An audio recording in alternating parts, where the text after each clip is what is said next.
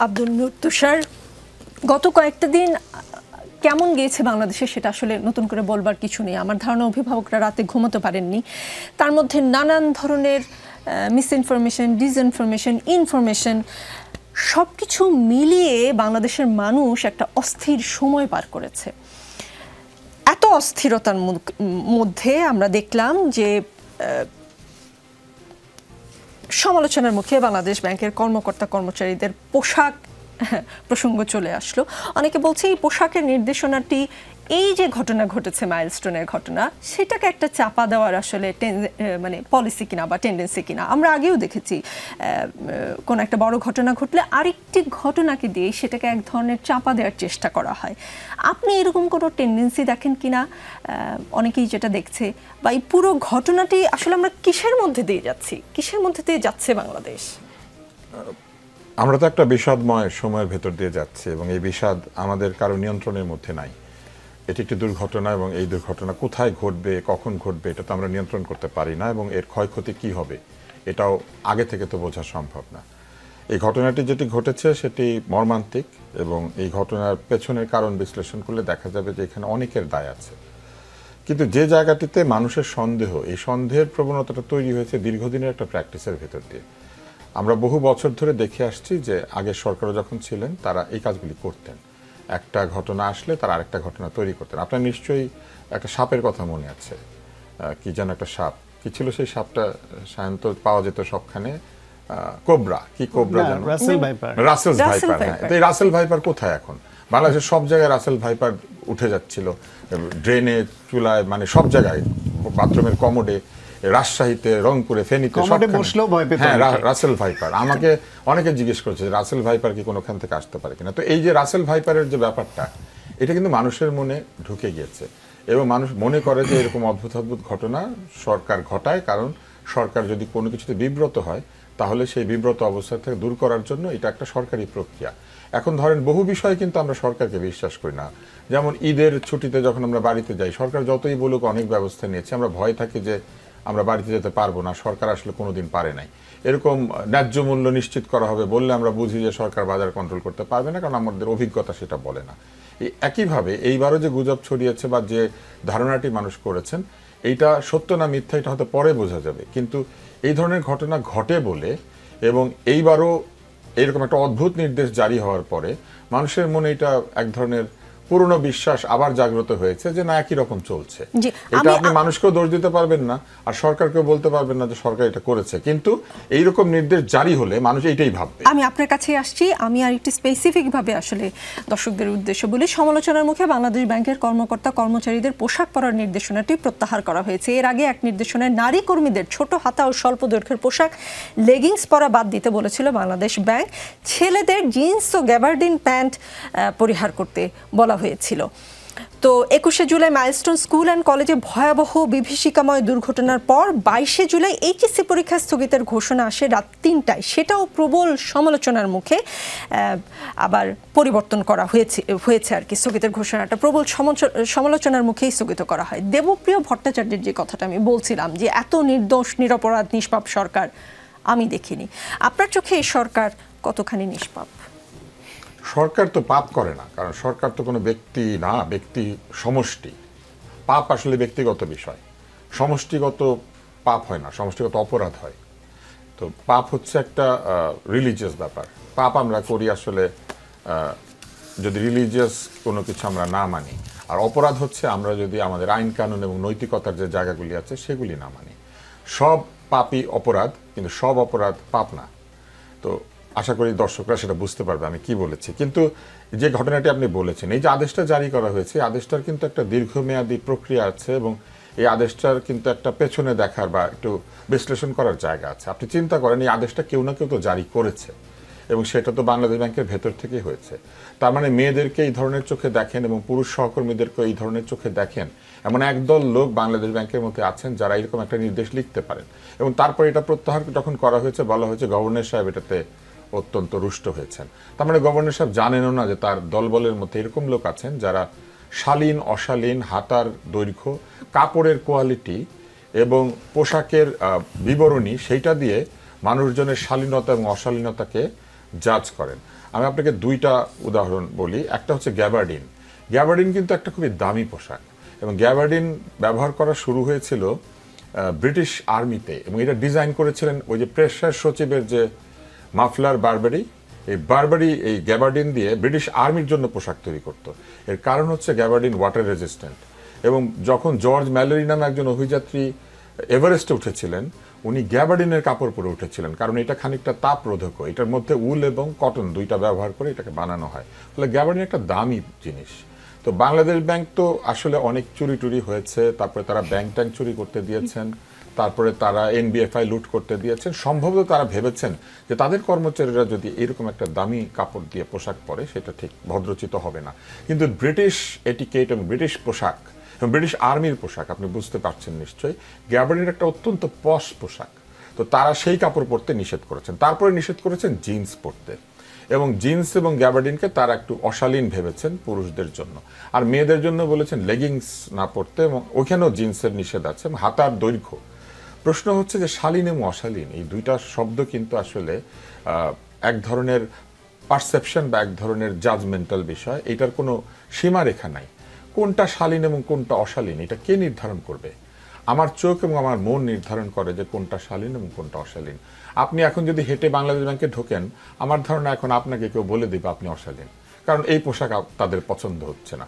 এই যে পছন্দ অপছন্দ দিয়ে কিছুকে জাজ করা এবং তারপরে লিখে দেওয়া, যদি কেউ এটা ভঙ্গ করেন এইটাকে ধরে নেওয়া হবে আপনি শৃঙ্খলা ভঙ্গ করেছেন। সরকারি চাকরির কোন বিধানে লেখা আছে শৃঙ্খলা ভঙ্গের সঙ্গে কাপড়ের কোয়ালিটিটা সুতি নাকি কটন নাকি উল, সেটা দিয়ে শৃঙ্খলা ভঙ্গ হবে? আমার পয়সা না থাকলেও আমাকে কিন্তু একটা দামি কাপড় কিনতে হবে, অথবা পয়সা থাকলেও আমাকে সস্তা কাপড় পরতে হবে। আরও মজার ব্যাপার আছে, ওনারা হিজাব কেমন হবে এটাও বলে দিয়েছেন। সাধারণ কাপড়ের হিজাব করতে হবে। হিজাব কে কিভাবে করবে এটা তো তার নিজস্ব সিদ্ধান্ত। হিজাবও ওনারা ঠিক করে দিবেন কে কিভাবে করবে।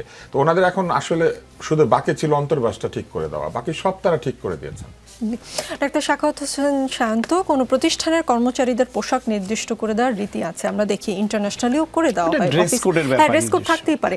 তবে নারীরা ছোট হাতা, ছোট দৈর্ঘ্যের পোশাক, লেগিংস এবং পুরুষরা জিন্স বা গ্যাবার্ডিন প্যান্ট পরে অফিসে আসতে পারবেন না, এমন নির্দেশনায় আসলে আপনি কোনো ক্রিয়েটিভিটি দেখেন কিনা? এটা ক্রিয়েটিভিটি দেখি না, এটা তাদের একটা মাইন্ডসেটের বিষয় আছে। বাংলাদেশের যে রাজনীতির মেরুকরণ এবং প্রশাসনের সব জায়গায় রাজনীতির যে নতুন ধারার উদ্ভব হচ্ছে তার অংশ হয়ে থাকতে পারে। এটা একটা ট্রায়াল, আমার মনে হয় পলিটিক্যাল ট্রায়ালও হতে পারে। কারণ ভবিষ্যৎ বাংলাদেশ কোন দিকে যাবে, সেখানে নারীর স্বাধীনতা কতখানি থাকবে, তার পোশাকের স্বাধীনতা কতখানি থাকবে, এটা কিন্তু বারবার এই প্রশ্নগুলো উঠছে। কিন্তু যেই সরকারের মধ্যে, সরকার পরিচালনায় যারা আছেন তারা নারীর স্বাধীনতায় বিশ্বাস করেন, নারীর পোশাক নিয়ে তারা এইরকম মানসিকতা ধারণ করেন না। সেই রকম অবস্থায় খুব আধুনিক মনের মানুষ যাদের আমি ব্যক্তিগতভাবে আমরা চিনি, এবং 3 জন নারী উপদেষ্টা যারা আছেন তারাও কিন্তু যথেষ্ট আপগ্রেড, এবং পোশাকের বেলায় তারাও এতটা এইরকম ধরাবাঁধার নিয়মের মধ্যে মানেন বা চলেন, এটা আমরা কখনো দেখিনি। সেই ক্ষেত্রে এই যে এরকম একটা ঘটনা ঘটলো, এটা সরকারের তাদের মধ্যে যে শৈথিল্য, তাদেরকে যে কেউ মানে খুব একটা তোয়াক্কা করে না তার একটা উদাহরণ, অথবা সরকারের কোনো অংশ আইডেন্টিটি ক্রাইসিসে ভুগছে কিনা। একদিকে এলজিবিটি আর বারবারন্ত নিয়ে কেউ প্রশ্ন তুলছেন, আর একদিকে আবার ওইরকম নারীর পোশাক নিয়ে প্রশ্ন তুলছেন। তো এইরকম বৈপরীত্য চলছে। আপনি আগে ফয়েজ ভাইকে 2-1টা প্রশ্ন যা করেছিলেন দেখেন, সেইখানেও এই যে বারবার সিদ্ধান্ত নিয়ে উইথড্র করে, এটা নিয়ে এখন অনেকে মজা করছেন যে আগে সরকারের ভয়ে জনতা ফেসবুকে পোস্ট দিয়ে বা কোনো কিছু দিয়ে প্রকাশ করে সেটা উইথড্র করে নিতে বাধ্য হতো, এখন সরকার জনতার ভয়ে উইথড্র করতে বাধ্য হচ্ছে। এটা একটা ডেভেলপমেন্ট হিসেবে আপনি দেখতে পারেন যে সরকার এই ভয়টা পাচ্ছে। কিন্তু এই দিকে আপনি ট্রোল করে এই ভয়ের কথা বলেন আর যাই করেন, এটা যে সরকারের সিদ্ধান্তহীনতা এবং একটা সরকার কতটা দুর্বল হলে, কতটা অনভিজ্ঞ হলে, কতটা ফ্লেক্সিবিলিটি, মানে ফ্লেক্সিবল পজিটিভ অর্থে না যে আমি একটা দোদুল্যমানতা এটা করলাম, একটু পরে কেউ বলল চললো না, এটা ঠিক হয়নি, তারপর সরিয়ে নিলাম। এইটা ভুল স্বীকার করা যেমন ভালো, কিন্তু বারবার ভুল করলে এবং স্বীকার করতে হলে সেটা তাদের দুর্বলতা এবং অযোগ্যতা, অদক্ষতা এবং অদূরদর্শিতার প্রমাণ করে। সুতরাং এটা একটা সরকারের জন্য মোটেই ভালো লক্ষণ নয়। ফয়েজ আহমদ, সমালোচনার মুখে বাংলাদেশ ব্যাংকের কর্মকর্তা কর্মচারীদের পোশাক পরার নির্দেশনাটি সরিয়ে ফেলা হলো। এর আগে আমি বলেছি যে প্রধান উপদেষ্টার সাহায্য চেয়ে বার্তাটি সেটি সরিয়ে ফেলা হলো। রাত ৩টা বেজে গেল, আসলে পরদিন পরীক্ষা হবে কিনা এমন বিভীষিকাময় একটি ভয়ঙ্কর ঘটনা ঘটার পর পরদিন পরীক্ষা হবে কিনা সেইটা সিদ্ধান্ত নিতে নিতে রাত ৩টা বেজে যায়।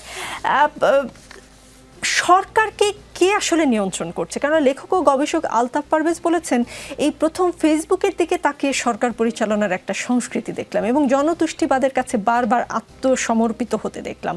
সমাজ জুড়ে বিপজ্জনকভাবে সুনামির মতো একটি দক্ষিণপন্থী মনোভাবের বিস্তার ঘটেছে। ভিন্ন মতাবলম্বীদের বিরুদ্ধে মব সহিংসতা বেড়েছে। সামাজিক যোগাযোগ মাধ্যমে কি তাহলে সরকারকে নিয়ন্ত্রণ করছে? সরকারকে, আচ্ছা আমি আপনার এই পয়েন্টে আসার আগে একটু বলি। সেটা হচ্ছে আপনি বাংলাদেশ ব্যাংকের ওই অর্ডার নিয়ে যেটা বলেছেন, অর্ডার বিস্তারিত ওনারা যে আলাপ করেছেন আমি সেটাতে যাব না, শুধুমাত্র একটা পার্টিকুলার পয়েন্টে কথা বলি। সেটা হচ্ছে যে ওই অর্ডারকে দিয়ে যে বিমান দুর্ঘটনার ট্র্যাজেডি, সেটাকে মানে আমরা আগে যেটাতে অভ্যস্ত ছিলাম সব কিছুতে ইস্যু ডাইভার্ট করা, সেরকম কিনা।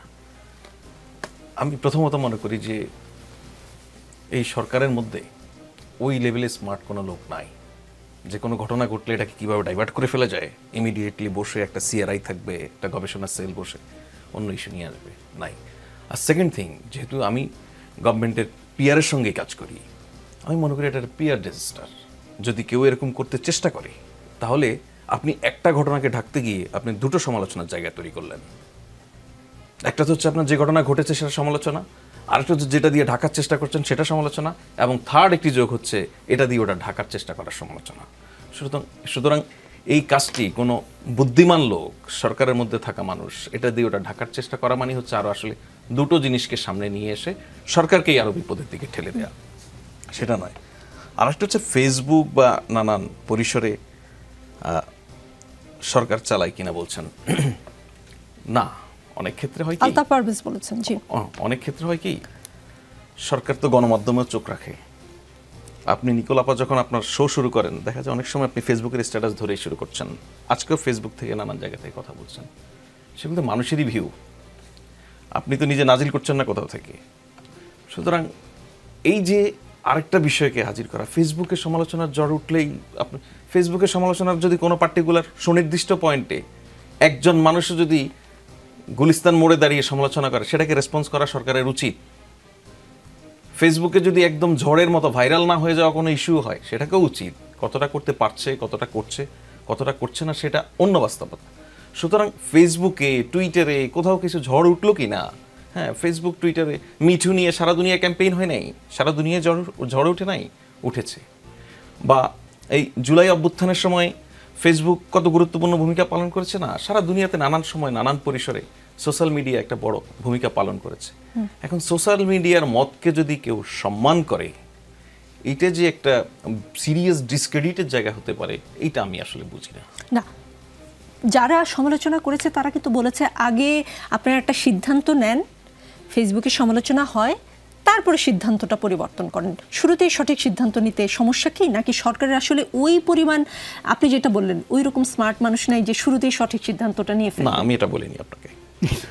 আমি আপনাকে বলেছি সরকারের মধ্যে ওই লেভেলে স্মার্ট মানুষ নাই যে লেভেলে স্মার্ট মানুষ একটা ঘটনা ঘটলে ইমিডিয়েটলি সেটাকে ডাইভার্ট করার জন্য আর কত শুরুতেই সঠিক সিদ্ধান্ত নিতে সমস্যা কোথায় ফয়জ আহমদ? শুরুতেই ধরুন সরকার তো শত শত সিদ্ধান্ত নেয়। ধরুন আজকে একটি সিদ্ধান্ত নিয়েছে সরকার ক্যাবিনেট মিটিংয়ে, উপদেষ্টা পরিষদের মিটিংয়ে, যে এখন থেকে স্থানীয় সরকার নির্বাচনগুলি দলীয়ভাবে হবে না, দলীয় প্রতীকে হবে না।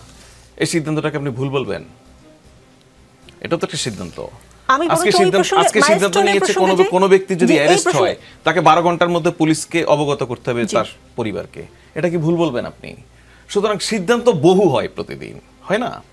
তো এর মধ্যে সেটা নিয়েই তো সবচেয়ে বেশি আলোচনা হয় এবং হওয়া উচিত, যেটা ভুল হয় বা সেটা ঘটেছে। ফয়েজ আহমদ, সেদিন এর চেয়ে বড় ঘটনা আর ছিল না, তারপর দিন রাষ্ট্রীয় শোক ছিল, তারপর দিন যে পরীক্ষা হবে না বা পরীক্ষা নিতে হবে না, পুরো বাংলাদেশ ট্রমাটাইজড, সেই সিদ্ধান্ত আসলে নিতে রাত 3টা বাজে, মানে সেইটা নিয়ে সমালোচনা হবেই, সেটাই স্বাভাবিক না? আমি আপনাকে তো বলছি, আমি তো অ্যাডমিট করছি, আমি কিন্তু উপেক্ষা করছি না, আমি ডিনাই করছি না কোনো কিছু। আমি বলছি যে ক্রিটিসিজম কোনটা নিয়ে হবে, যেটা ভুল হবে সেটা নিয়ে।